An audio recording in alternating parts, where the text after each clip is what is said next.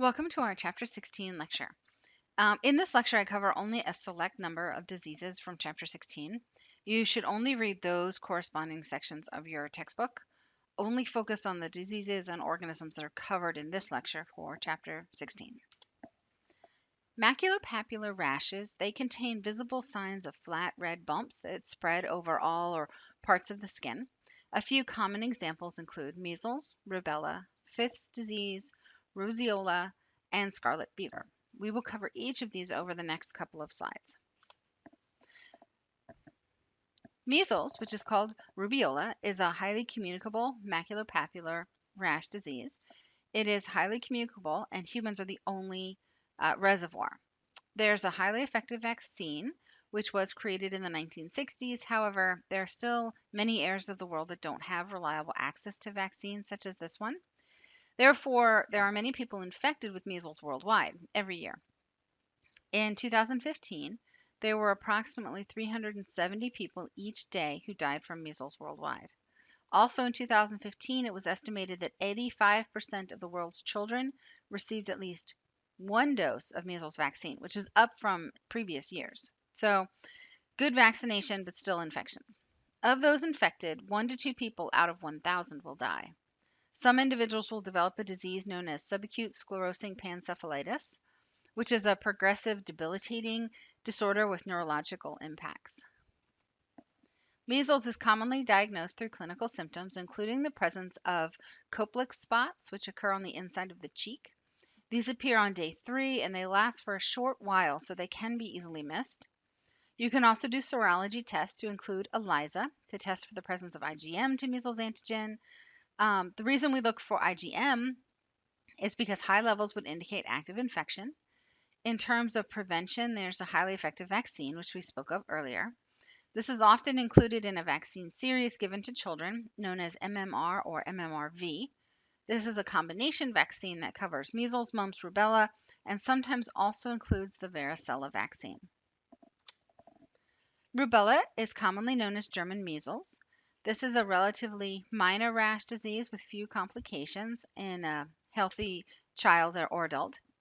There are 2 forms of German measles. One is a postnatal infection that occurs sometimes after birth in children or adults. There's also a congenital infection, which occurs during pregnancy. This form is of great concern because rubella virus is teratogenic, so it means it can cause birth defects.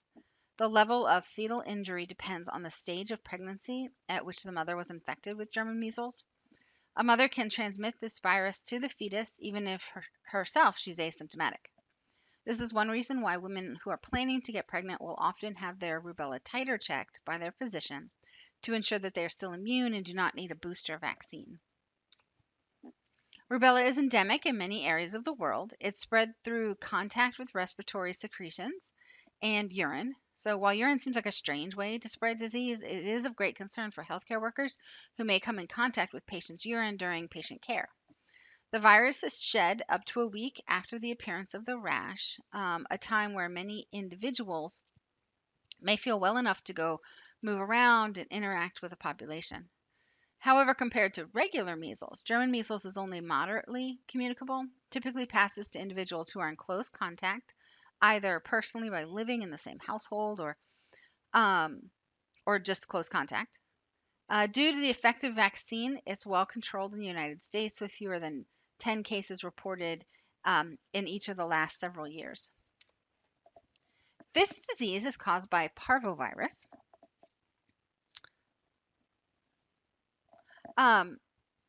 It's also known as erythema infectiosum.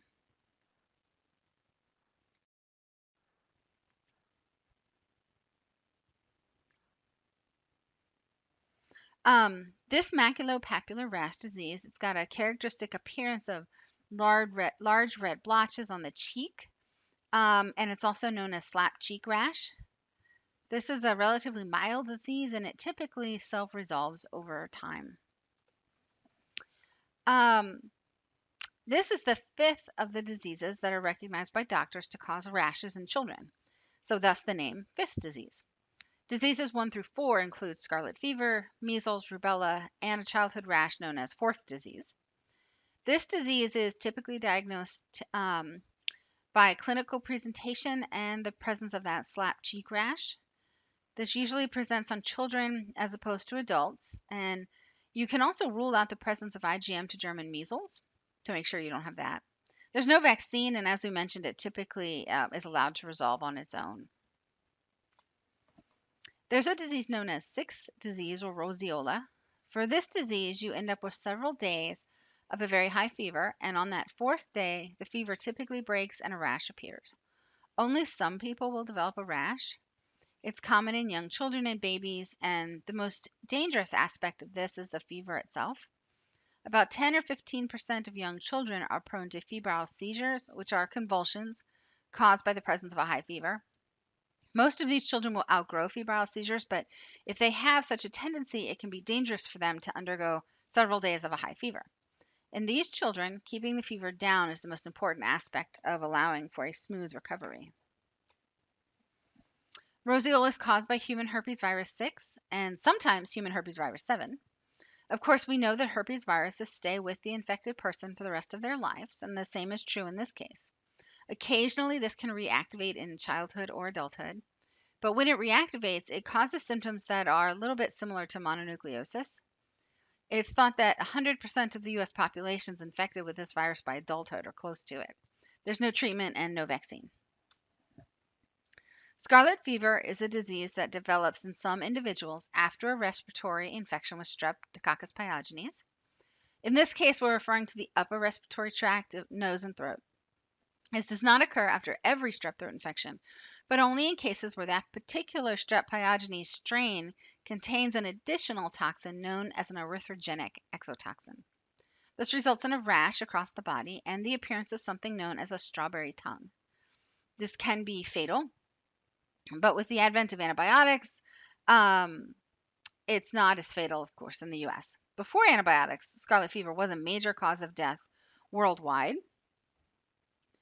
It can result in additional complications such as glomerulonephritis and endocarditis. Because of the possible secondary disease of scarlet fever and the additional complications I just mentioned, physicians in the U.S. typically treat strep throat with antibiotics to speed recovery and lessen the chance for additional complications. Impetigo is a superficial skin infection caused by a bacterial species. It results in the skin flaking or peeling and sometimes weeping. This is typically caused by Staph aureus or Strep pyogenes. In order to determine the cause, you can perform many of the tests we've learned about in lab, including culturing, antibiotic diagnostic tests, even a coagulase test. However, sometimes it turns out to be a mixed infection. It's a highly contagious disease, and it's spread via direct contact, fomites, and even mechanical vectors. It results in the formation of crusty, flaky, honey-colored skin scabs, which can be very uncomfortable and they don't heal quickly. They often appear on the mouth, face, and extremities, but they can occur anywhere. Because they're actually infected, they don't heal as fast as a scrape or a cut would, which is an indication that a patient may have impetigo instead of just a minor skin irritation. Some major virulence factors include exfoliative toxin, which increases the damage to the skin seen in impetigo, hyaluronidase, which targets connective tissue and allows the organism to spread in the local areas, staphylokinase, which targets blood clots and slows the healing progress. Additionally, the presence of lipase, which is an enzyme that helps break down oils, that increases the ability of these bacterial species to colonize oily areas of the skin, such as the face. Another skin disease which can be caused by Staph aureus includes furuncles and carbuncles. A furuncle typically starts as an infected hair follicle, and it results in the formation of an abscess. This is more commonly known as a boil. A carbuncle is a collection or aggregation of many furuncles together in the same area. This typically results as the organism spreads from the initial boil to close surrounding areas. It can become dangerous because of the high levels of organisms that are present in the multiple infected follicles. If it's not successfully treated, the infection can spread into deeper tissues. Cellulitis is a fast-spreading infection of the dermis and subcutaneous tissues. It's a painful infection that involves swelling, warmth, pain, and fever. It's also characterized by lymphangitis, which occurs when you see red lines leading away from the area of the cellulitis. That's caused by blood mixing in the lymphatic fluid that's draining away from the site of infection. Because the blood is red, you can see this as red lines. With early detection and treatment, this has an overall good prognosis. The elderly, individuals who are immunocompromised, and diabetic are especially vulnerable to cellulitis. Mild cellulitis typically responds well to antibiotics and is often caused by Staph aureus or Strep pyogenes. Moderate to severe cellulitis may require IV antibiotics and hospitalization. In extreme situations, surgical debridement of the area may be required to scrape out large portions of the infection, followed by aggressive antibiotic treatment. Staphylococcal scalded skin syndrome is caused by Staph aureus strains that contain an exfoliative toxin. This typically presents in newborns and young babies, but it can occur in adults. It's extremely painful for babies and named scalded skin syndrome because of the red color of the dermal layer, how it looks as if hot water was poured on top of the skin. The organism is typically passed to the newborns from caregivers handling the babies, and this results in a widespread infection and full body peeling of the epidermal layers of the infant. Bullous lesions that's basically where you have a split between the epidermis and the dermis, and it causes desquamation of the upper layers of the skin, and it must be treated quickly with systemic antibiotics. Necrotizing fasciitis is also known as flesh-eating disease, and it's most commonly caused by Streptococcus pyogenes, although occasionally by other species. It's an infection that passes deep into the connective tissues, causing severe necrosis of the overlaying tissues and muscles. Even with antibiotic treatment, there is a 30% fatality rate, and those who survive often have severe disfiguration and scarring from the surgical debridement, which is often necessary to treat the infection.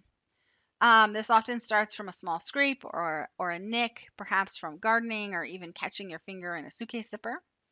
Within 24 to 48 hours, high fever develops and you get pain in the affected limb. Swift treatment is essential as this can be fatal within 4 to 6 days after the initial infection.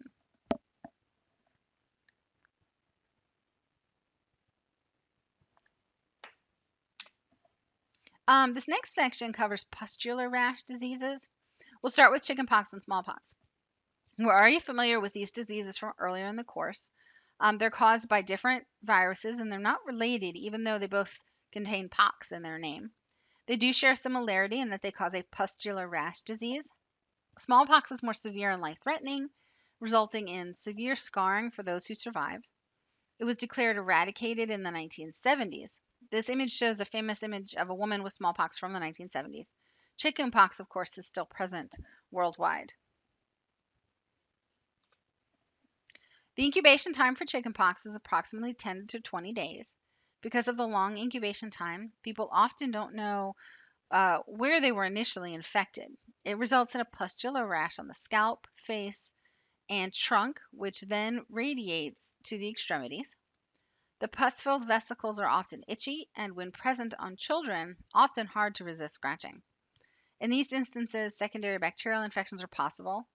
It has a 0.1% chance of developing fatal encephalopathy, but otherwise most people recover completely with few to no scars. Scars typically result from picking. Humans are the only natural host for this virus, which means there is a possibility for eradication in a manner similar to how smallpox was eradicated in the 1970s. There is a fairly effective vaccine for chickenpox, and if this could be widespread, it might be possible to eliminate chickenpox from the population. As we learned previously in the course, human herpes virus 3 remains dormant in the nerve ganglia and can emerge later in life to produce shingles. So shingles is a much more painful disease. It can last for months and cause severe pain known as post-therapeutic neuralgia. This pain stems from the inflammation of the ganglia as the virus travels down and reactivates. It often has an asymmetrical distribution because your nerve ganglia serves different sides of the body. The side of the body impacted by shingles is an indication of which nerve ganglia the original human herpes virus 3 lay dormant in. There is a vaccine known as varicella vaccine, developed in the mid-1990s, and a shingles vaccine which has been around since 2006. If you do develop chickenpox, it's typically uncomplicated and self-limiting. Secondary bacterial infections can be treated with antibiotics, and antivirals can be given to individuals who are at high risk.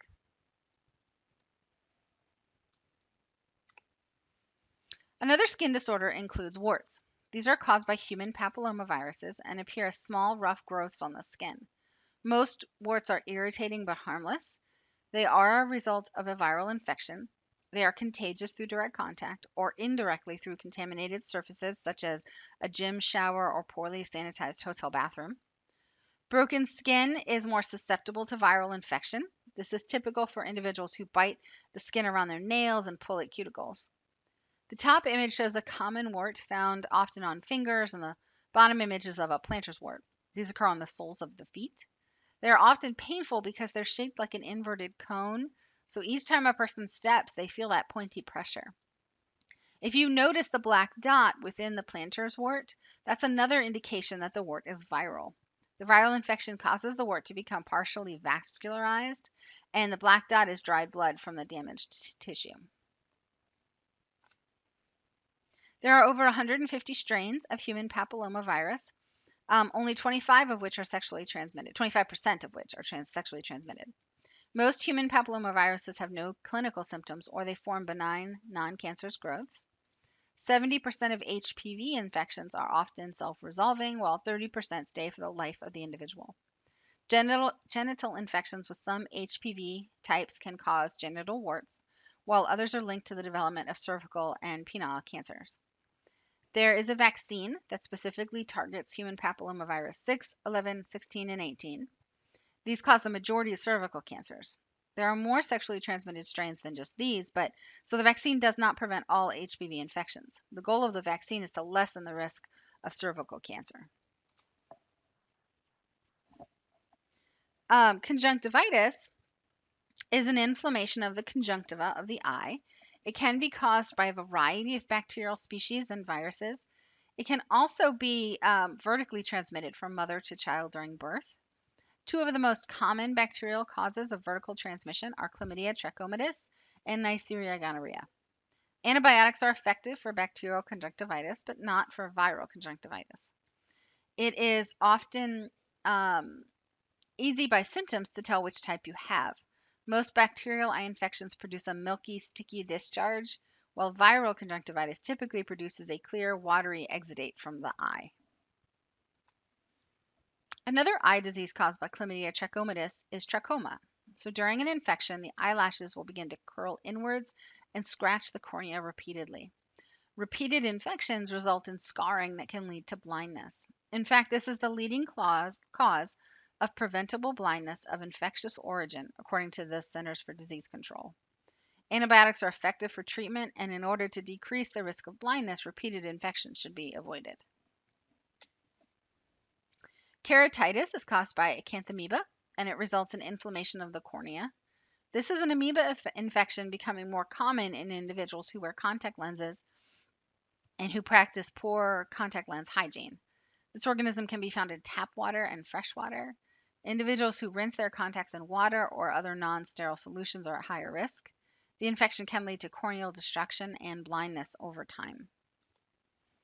And that brings us to the end of our Chapter 16 video.